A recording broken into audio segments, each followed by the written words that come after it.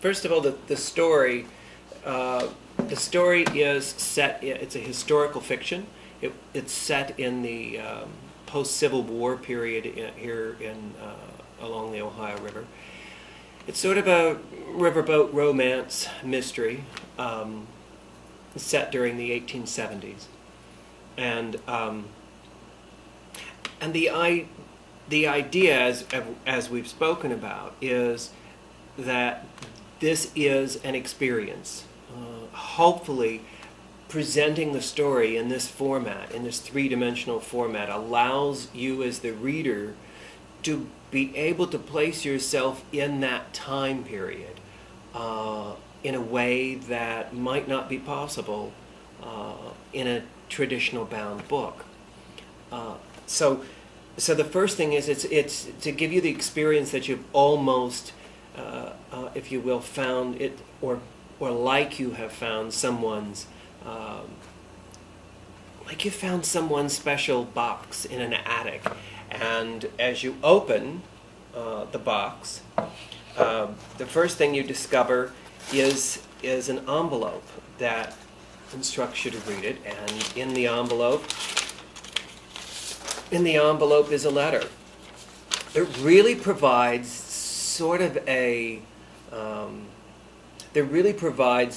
framework for the rest of the story and for the rest of the novel.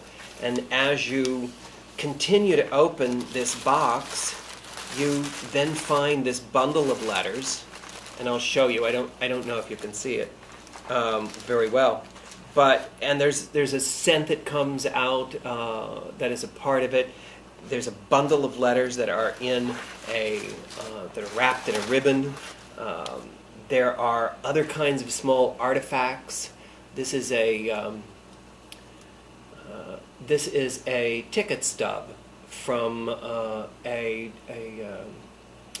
incline train in Cincinnati, where they had many inclines at the time, and they have no functioning inclines today to transport people up and down the hills of Cincinnati.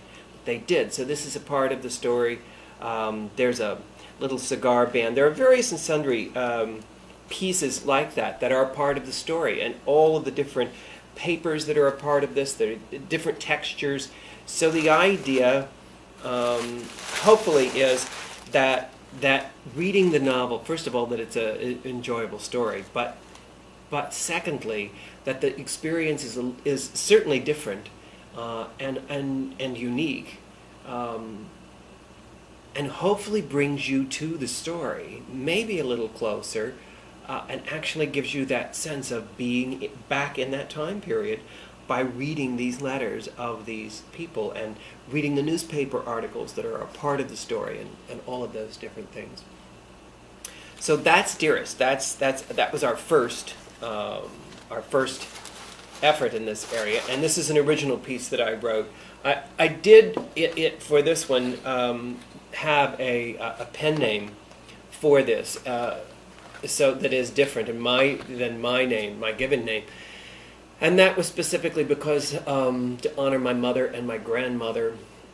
My grandmother had passed, and we were very close. My mother and I were also very close, and she was very, very ill at the time, and so I knew that there may not be much more time for her to know and to understand the work that I was doing. So I created a name, if you will, a pen name, out of a nickname that my grandmother, who was born in Italy, that she gave me, which was Michelangelo.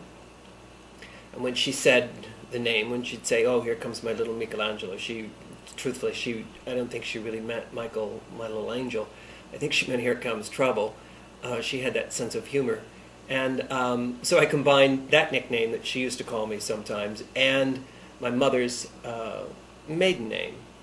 And that's how I came up with the pen name. So I've only used it for this book and for this edition.